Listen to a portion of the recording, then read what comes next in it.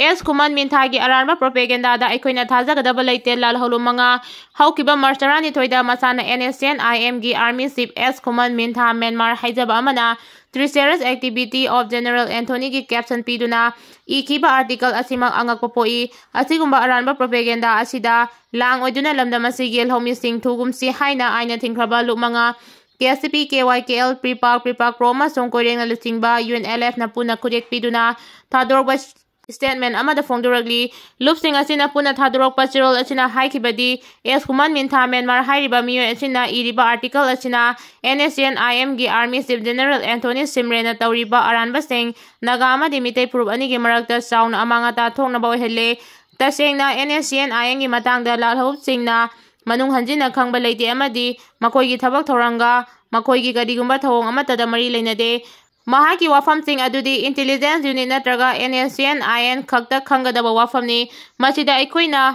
खंजिनबगी मथौ तादे मसिगुम्बा अरानबा वाफमसिंग फोंदोरकपा असिना नागा अमसुंग मितै कम्युनिटी अनिना नुक्सिसानना लेमिननबा होनबदा सिंगतेप थानबा सिनबनी हाइबा मयेक सेंगना ताकले महांगना इरिबा आर्टिकल अदुदा जनरल एंथोनी सिमरेना इंडियन आर्मी अमसुंग मसिगा चटमिनरिबा PDF का पुलगा नागा अमसुंग मितै फाइटर सिंगी मायोक्ता थबक तौरी हाइना लाना संदोकली अदुबु ग्राउंड रियलिटी ओइनदी हौकिबा चही अमरोम हेनबासिदा मितै इंसर्जेंट ग्रुप सिंगना ngamkhai paringda इंडियन आर्मी अमसुंग मखोइना सौगतपा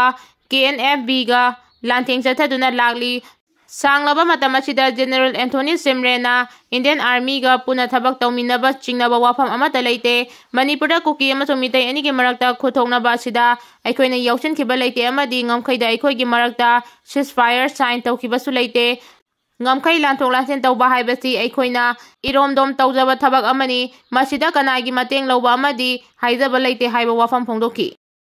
KCP MT Progressive दगे देलकुचगे नोंगमै मरु ngakpa ngambra yenghallagani KCP MT Progressive Standing Committee की इमरजेंसी ऑनलाइन मीटिंग अमा ngasi pangthoktuna फिल्म एक्ट्रेस मैक्सिना सुचित्रा गैपिलिना मेदा मखोइगी मथक्ता वारेप खरा लौख्रे वारेपसिंग अदुदी अहानबदा पार्टीना चंगजरकनबा पीखिबा मतमदा थमोइ सेंगना चंगजरक्तबना मरम ओइरगा मणिपुरी फिल्म कुंबदा मतम चुपगी ओइना अथिंगबा थंबा अनिसुबदा पॉलिटिशियन असम राइफल्स की फुरित खाउदा यावबा इजत यावदबा हुइरोइ सरेंडर ग्रुप फने सेटबा मियोइसिंगना मखोइगी बेकिंगदा लेइरे हाइदुना KCP MT Progressive पु पैसाना लैबा याबा अमगुम उरक्तुना खुने की मियोइ कया थाजिलक्तुना पार्टी की इजत सोंगनबा तौरकपा असिगिदमक मफम मतम चाना थबक पाइखतपा करी करंबा थबकनो हाइबदुदी पार्टीना चेराक पिबा लोइरगा लेबा मियामदा खंगनबा अहुम सुबदा KCP MT Progressive ना थमलिबा अथिंगबा असिबु मणिपुर फिल्म फोरम ना हेना चेसिना मखाताना ngakna chatpa karigumba ngakna chatpa ngamlaktragadi akanba mideng changba मरी सुबदा KCP MT Progressive की थबक तौबदा कनागुम्बा एनी ऑर्गेनाइजेशन पार्टी ना अयदपन पिरकपा तारगदी वार्निंग तौदना अयदपा पिरकलिबा मियोइ तमक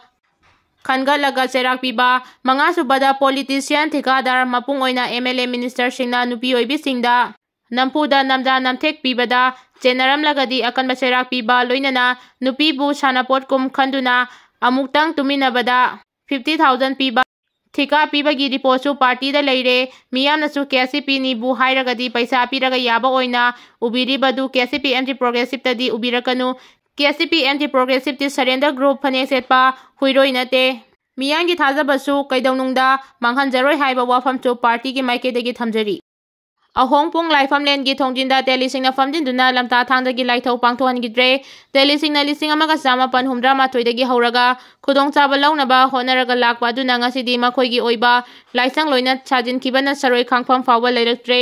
इम्फाल इसकी खुराई अहोंगपुंगदा लेबा लाइफमलेंदा ngasi मणिपुर पंडित लोइसंगी पंडितसिंग अमदी अहोंगपुंग लाइरेंबी सिंथा लुपना लमतागी अरोइबा थांगदा नुमितकी लाइथौ पांगथोकपा चंगलुबदा तेलिसिंगना लाइफमलेन की थोंजिंदा फमजिंदुना लाइथौ पांगथोहनगिद्रे ngasi nungtil अहोंगपुंगी लाइफमदा लाइगी थौरम पांगथोकपा लाखिबसिंग अदुबु मणिपुर पुलिसना थतुना थंकी तुंगदा पोरोंपाट पुलिस की ओसी लाक्तुना लाइफम अदुदा चंगबगी अयाबा लेते लाइफम अदुगी मतंगदा कोर्ट केस लेबना मणिपुर पुलिस की IG की मतुंग इना लाइसंग यौद्रिंगै लंबी मपानदगी हेना चंगहनगनु हाइरमबदगी मतुंग इना लाइगी थौरम तौगे हाइरबसु लंबी मपानदा पांगथोंगनबा ओसी की माइकेदगी खंगनखि अदुबु लाइगी थौरम अदु लंबी नाकंदा पांगथोकपदी यारोइ हाइदुना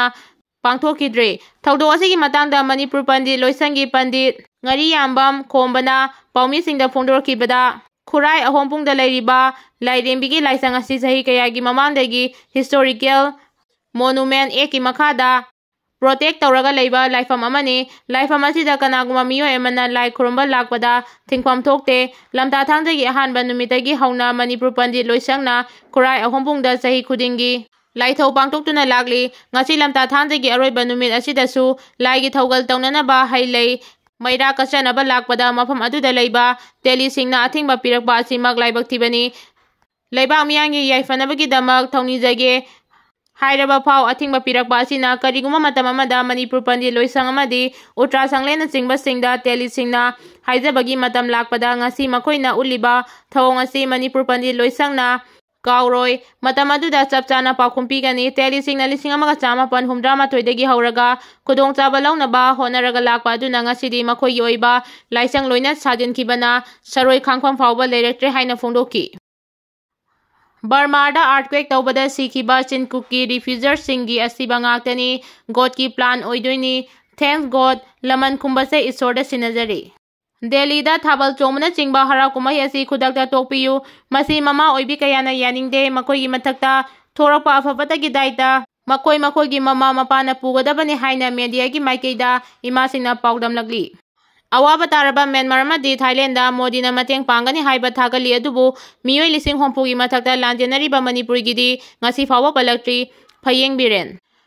Ngarang magnitude 7.7 yauna hakiba yuana Myanmar amadi Thailand da chauna misimina thokiba adugi damakta lebaga sigi Prime Minister Narendra Modi na angama mateng pangani haina mahaki X account da post tawrakiba adugi damakta di chakthokchai adubu Englishing ani kulhumdogi me humdagi Manipur da Chin Kuki narco terrorist singna mitagi mathakta landaraktuna miyoi kaya misimina thokpaga loinana miyoi lising hompugi mathakta Mayumakai Laifam Laitaduna Relic Camp the Sangha from Loduna Lairakpa Sahi ani Fajilaglaba, Manipur Miyangi Damaktadi Narendra Modi Nangasi Faubada, Karimata Palakpa Laitri, Asigum Laba, Laibagasi Prime Minister Githong Asina, Manipur Miyam Asibu, Laibagasi Miyo Emma Oina Uba, Ngamdraba Natraga,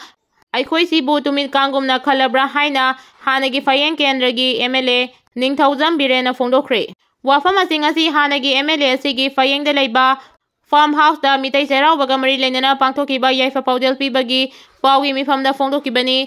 mahangda makhadan hai mitai furuki sahi hauba yamna maroiba numini sajibu nongma panba mitai serau ba numit asina lakpada laibaga sigi wild to be pairiba India gi Home Minister Amit Shah amadi Manipur Governor Ajay Kumar Bhalana mating fongdokba ngamba oirasanu malemda democracy chatpa khwaidagi chawba laibangni haina masana chawthokcharabasu pikraba Manipur asida Isa Luangte Mukesh Numitara Humdoini, Rom Suraba Fawa Marimakong Putopa Ngamdaba Asi, Yamna Laibakti Hauzik Tenkang Kayada Irang Asi Kudong Chabalauduna Army Gi Kemta, Chankiba Miyoi Fawa Mankiba Lady, Laisham Kalababugi Matangdang Asi Fawada, Chapchaba Marimakong Kangan Bangamdri, Mitai Zero Basina Lakpada Manipur Governor Ajay Kumar Bahala Amadi Lenga Pairiba Center na Mankraba Angang Asi Fangnaba, Ngasi Maktibiyu Amadi Laisham Mukespu, Amadi Laisham Kalambabugi Matangda Chapchaba Marimakong Putu, Numinasina Lakpada Sahi Ani Fatilaglaba, Masagi, Khori Naufam, Tafam Oriba Mayumda, Hanjinba Ngamdana, Ningba Kaina Relic Camping da Sangda from Lokdun Lairiba, IDP Sing Masamasagi Mayumda, Hanjinba Ngamba Oirasano Haina, Fongdo Pagaloinana,